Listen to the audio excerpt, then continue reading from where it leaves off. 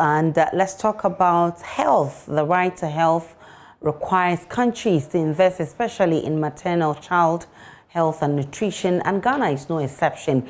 That is why the Family Division of the Ghana Health Service and its health partners are organizing a conference on maternal, child health and nutrition to address challenges faced by most women in child delivery and nutrition. Dr. Asante, she is with the Family Health Division of the Ghana Health Service. Good to have you, Doc.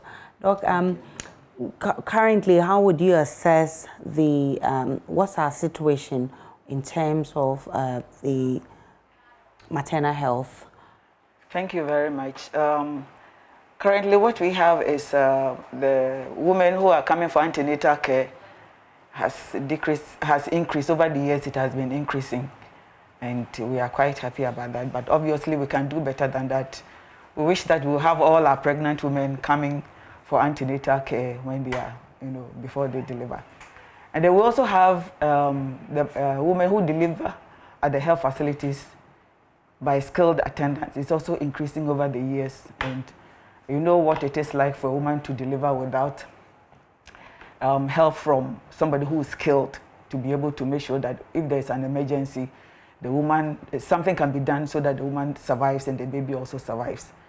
We're also realizing increasing trend in family planning acceptance in this country, even though the rate of increase is slow, but it is increasing, and we know we'll be able to get to the target that we set for ourselves in the country.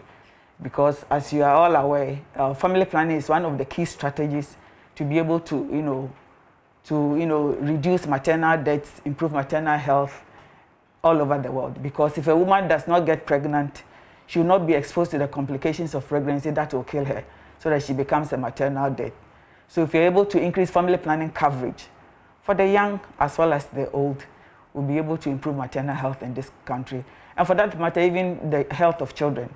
The mothers will live to take care of their children. The children will also survive.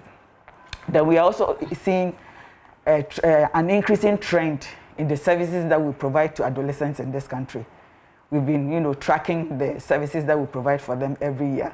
And we are realizing an increasing trend because we've made provision at our health facilities, in most of our health facilities, so adolescents can walk into the facility for any service that they want, and they'll be provided with. Because some of our health providers have also been trained in adolescent health services, so that they know exactly what to do for the client when they come to the facility.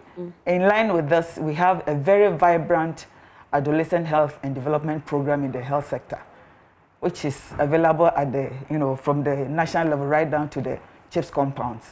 Our service providers are trained, a lot of capacity building activities are taking place, and to make sure, all in the name of making sure that when the young person comes to you, you know what to do. You don't start asking questions, does your mother know you are here, and things of that nature, but you see her as an individual and provide the service that the person needs so that she goes away. After, she also has rights. And then we're also seeing a decreasing trend in the deaths of newborns over the years. Slowly, we are seeing a decrease, and we are very happy about that. Oh, wow. Yeah. Let's talk about the conference for this year. What is it about? It's a Maternal, Child Health and Nutrition Conference. Okay. This is the third one we are going to have this year. We've had two previous ones which were very successful. And for 2021, the theme is Sustaining Reproductive, Maternal, Newborn, Child, Adolescent Health and Nutrition, Service Delivery and Resilient Health Systems in Health Emergencies and Beyond. We all know what has happened since January 2020, not only in Ghana. And in the midst of providing our routine health services, we were confronted with the COVID pandemic, and the health sector had to survive anyway and be able to provide services to our clients. So this conference seeks to share with the general public and everybody else what how the COVID-19 pandemic was able to challenge the health sector, and what the health sector was able to do, the achievements, and then the challenges that we had, and the collaboration that we had from the private sector. I'm sure you were in this country, you saw how there was a massive mobilization of resources from the private sector.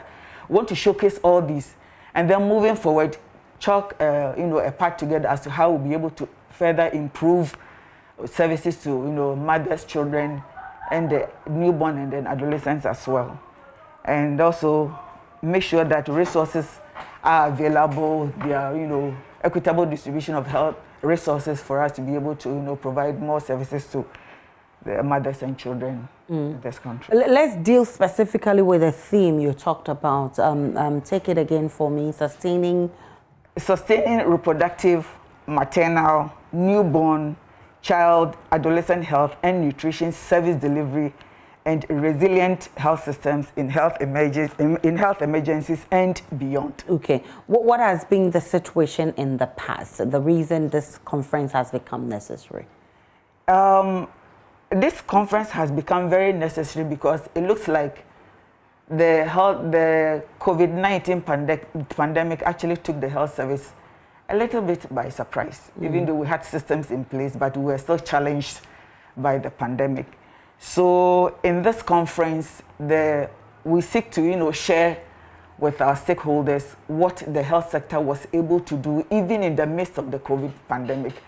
The people that we were able to reach, all the good things that we were able to do, and also share with the general public what the challenges were, the partnerships that as a result of the pandemic we were able to build with our collaborators, and also be able to build a very resilient and robust system that will stand the test of time, that it doesn't matter what the future humanitarian emergencies will be like, the system will still survive and be able to reach the target population with healthcare services and nutrition. So that's what the conference seeks to do.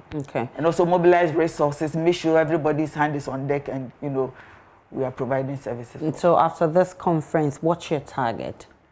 What we normally do is that during the conference, apart from showcasing what the health sector has been doing and the challenges, we usually have a lot of experts that come to do presentation on works that they have done that have impact on the services that we are providing.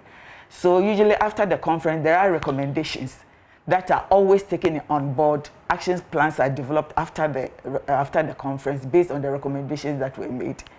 And then the actions, cost-effective interventions are implemented for us to be able to reach the target population. The last conference that we had, the outcome was the development of a strategic document which provides a framework for service delivery for mothers, children, adolescents, and the newborn, as well as the nutrition services in this country. It's a very well-written document that shows the path as to what we need to do for us to be able to provide services to our clients. So yeah, in a nutshell, that's what we intend to do. So when is this conference coming on, and where and who can be part of this conference? Yeah, we're starting from 11th to 13th of this month, and the venue is La Pleasure Beach Hotel.